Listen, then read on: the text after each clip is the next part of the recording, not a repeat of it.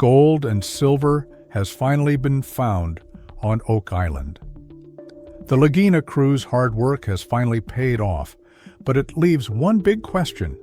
Are these findings part of the legendary treasure, or is Oak Island, known for its hidden riches, about to reveal a golden mystery that could change the Lagina crew's lives forever? Let's dive in and find out. It isn't pure silver, but it does have a bit of lead content. They only left these elements in because they show up really well on scans. What you're looking at here is a William III shilling, silver, same diameter, and it matches the design perfectly. That's a pretty significant find. It was only when the crew partnered with Dumas Contracting Limited that they began to rebuild the centuries-old garden shaft, believed to be the original depository of the long-lost treasure. There were solid reasons to believe that the treasure could be at the bottom of this shaft. First, they had discovered a collapsed secret tunnel just below the shaft, and second, this mysterious tunnel was running west, toward the area known as the Baby Blob.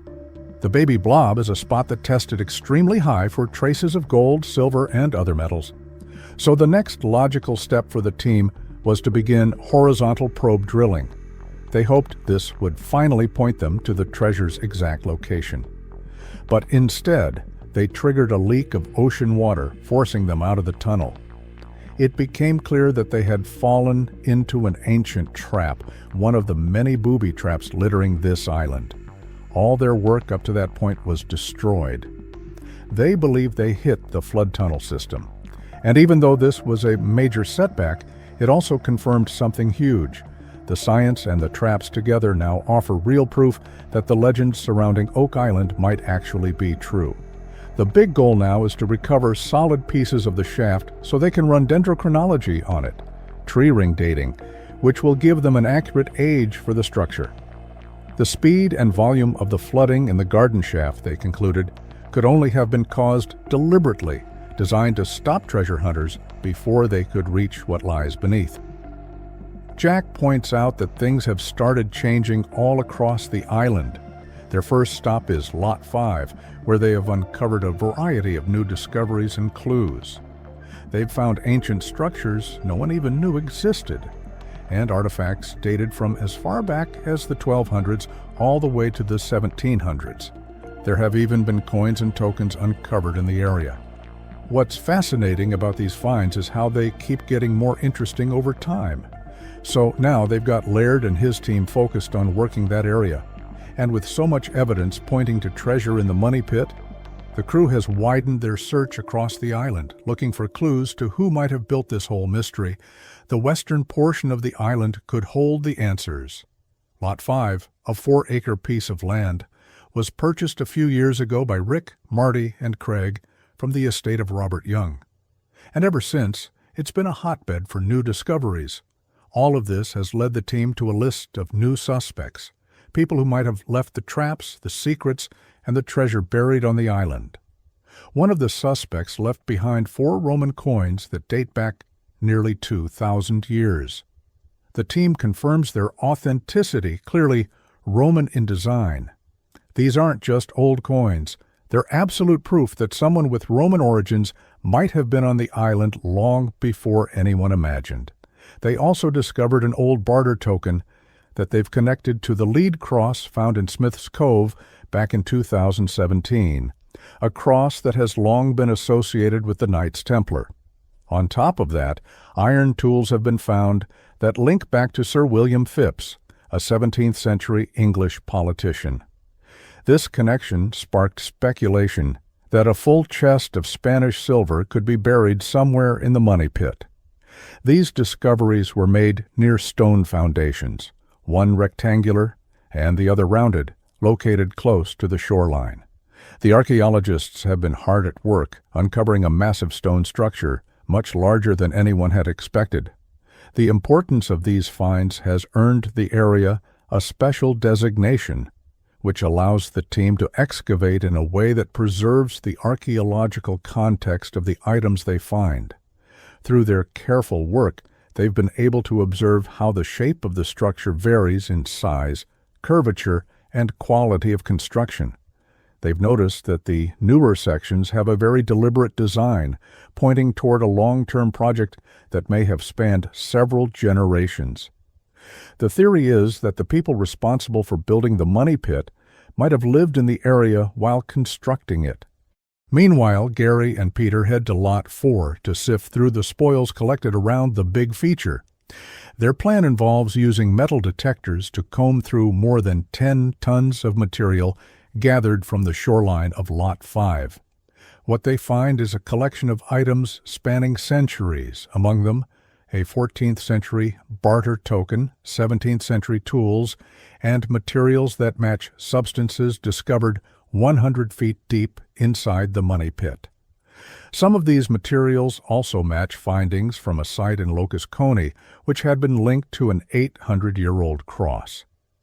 Gary and Peter are determined to find something that can pinpoint when this mysterious structure was built and why it exists.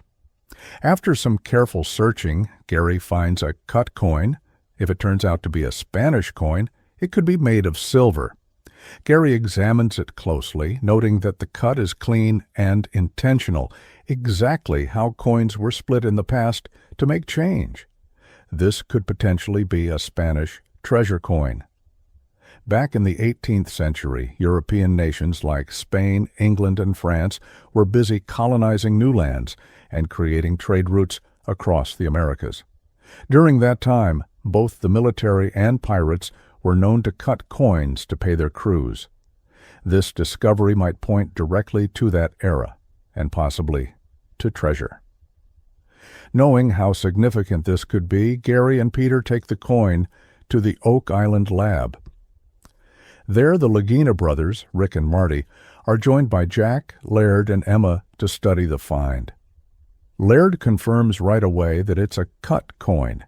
Jack notices that it's been quartered, while Emma prepares to run a CT scan to reveal more details. They use a SkyScan CT scanner to X-ray and magnify the coin into a three-dimensional model. The initial scan only shows surface-level details, but a longer scan promises to reveal much more. While they wait, the team decides to continue scanning the area for additional finds. Soon after, Rick gathers the team for a meeting. Marty and Craig join them via video conference. The report on the silver coin has come in, and everyone is eager to hear what it reveals. Emma explains that the detailed scan revealed faint engravings on one side of the coin, and the XRF map scan showed that the silver coin contains some lead. The XRF scanner uses beams of X-rays to detect elements by highlighting them in different colors on the object's surface. Based on these results, the coin is identified as an English shilling from the 1690s. You can even see the ponytail and the two small triangles. It's actually a little ribbon. That's a shocker. The engraving marked GV and the design details on both sides match the markings found on a William III shilling. It also shares the same silver composition and diameter. So while this coin isn't a Spanish silver piece, it's still incredibly significant.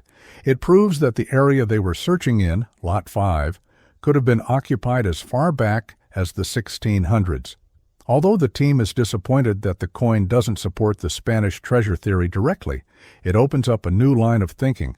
Someone might have been working or hiding something in Lot 5, perhaps a soldier being paid for a service or someone guarding something more valuable. This leads historian Doug Crowell to recall a book he once read about the British military attempting to recover treasure left by Sir William Phipps on Oak Island. The book, titled Oak Island and Its Treasures, tells a gripping story of a covert military operation that took place long ago. According to the book, Sir William Phipps buried a vault of treasure in the Money Pit area. His English allies reportedly tried multiple times in the late 1600s to retrieve it, but all attempts failed. If Doug is right, then this English shilling might be more than just a coin. It could be a link to those long-forgotten recovery missions. It could mean that the English military was, in fact, on Oak Island, trying to retrieve the very treasure the crew is now chasing. Combine that with the gold and silver particles found during water testing on the island, and the puzzle pieces start to align.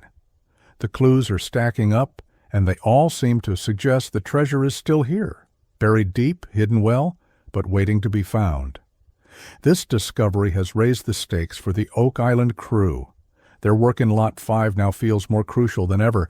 Each piece of evidence brings them one step closer to solving the centuries-old mystery, and for the first time, there's a real sense that they are closer to answers than ever before. Could this finally lead them to the treasure? All the clues suggest something huge lies beneath this island.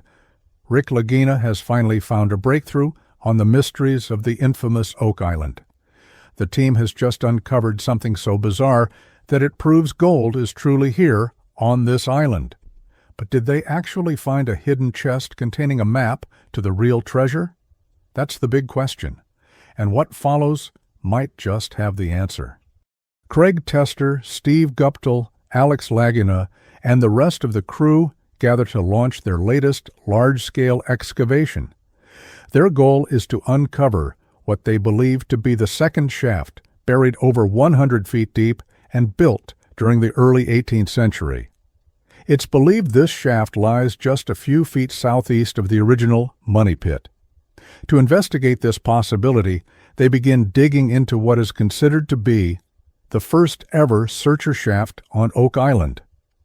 Their primary aim is to extract samples of the wooden structure for dendrochronology testing, which will allow them to determine the exact year the tree used to build the shaft was cut down. According to Craig, if anything can tie them directly back to the original money pit, it would be Shaft 2. The rings within the wood will reveal its age. If they can match the date to around 1805, they'll not only confirm the shaft's identity, but also get closer to the source of the precious metals they've been detecting in the area. As they excavate, they pull out a large piece of wood that they suspect might have belonged to one of the long structural walls. The question is, does it really belong to Shaft 2? Rick explains how critical the second shaft is. It's like their holy grail. If confirmed, it brings them closer than ever to locating the money pit. The wood they retrieve is rounded and thick. Craig notes that it appears to be from the outer section of the tree, which would be perfect for dating. They collect several wood samples just as Marty Lagina arrives on site. Using a mirror to reflect sunlight into the shaft, they get a better look inside. Marty is amazed at the level of engineering and hard labor the early searchers accomplished using such primitive tools, and how today's team needs to think just as creatively to finally solve the mystery. As Gary uses his metal detector to scan a fresh scoop of earth, he picks up a signal. Inside the dirt, he finds a well-preserved rose head spike. These types of spikes were commonly used in construction between the 1780s and mid-1880s, which could be a key clue linking the shaft to that time period. They also spot numerous wooden boards lining the pit. Some beams are removed for examination. Rick observes a mix of old wood, some of which matches the period during which the second shaft was likely built. If they can confirm the wood dates to the early 1800s, they may have just uncovered the first true discovery shaft on Oak Island, an incredible milestone. The excavation is challenging. The operator of the excavator is working with no direct visibility, guided only by Scott's instructions as he scrapes along the shaft walls, hoping to retrieve more wood samples. At one point, a promising sample slips from the bucket and disappears into the water below. But despite this setback, Billy, the excavator operator, succeeds in pulling out a massive wooden beam. Gary immediately tests the beam for traces of metal using his detector. When there's no signal, it's actually a good sign. It suggests an older style of construction, likely built before the use of metal fasteners became widespread. This might be the first searcher shaft ever found on Oak Island. At least, the first they know of for sure. The next question is whether someone reconstructed the top portion of Shaft 2 after it was originally built in 1805. If so, this might be the final clue they need to pinpoint the original money pit. This entire area has now become a landmark in their search. This operation has been an incredible success.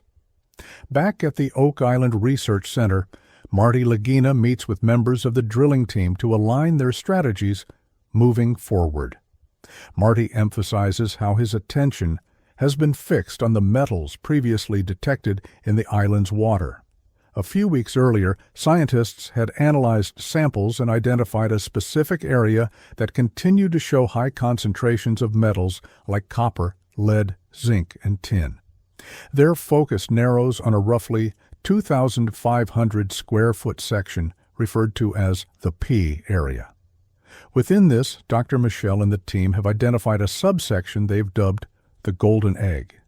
This part consistently shows the most promising levels of metallic activity, and Marty is convinced it's where their attention should be focused.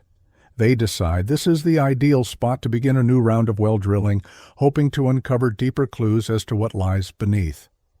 The following morning, the team gathers on site, prepared to begin their latest round of drilling in the Golden Egg Zone. As the drilling progresses, they begin to see evidence that something unusual might be below. At nearly 100 feet deep, Mike from Choice Drilling pulls up a core sample. While the top of the sample is soft and lacks any obvious wooden fragments, the absence of wood is seen as a positive sign. It suggests they are nearing the outer edge of a void or a structure rather than drilling through material that might fill it. Marty feels strongly that if something man-made exists down there, this is the place they'll find it. Peter proposes that they collect water samples from the borehole for further metal analysis. They agree, and Dr. Spooner is called in to assist with the testing. Later that same afternoon, Marty returns to the site after hearing they've made notable progress at the EN13 borehole within the Golden Egg. Just days prior, the team believed they were close to piercing a man-made structure at around the 100-foot mark. This new sample is pulled from a neighboring area beneath a yellow cone marker and is compared to the one from EN13. What grabs everyone's attention are loud, unexpected booms that erupted from the borehole, lasting for over 30 seconds. These booming sounds lead to a new theory. They might have drilled near a large cavity.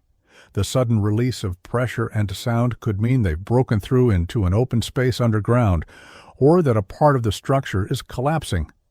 Dr. Spooner suggests there is likely a significant void beneath them. To further support this doctor, Spooner collects a water sample that appears noticeably darker and yellow-tinted in the sunlight. He notes that this kind of water coloration often occurs when it flows near large amounts of buried wood, releasing organic matter and metallic traces. The signs are stacking up. This development excites Rick Lagina.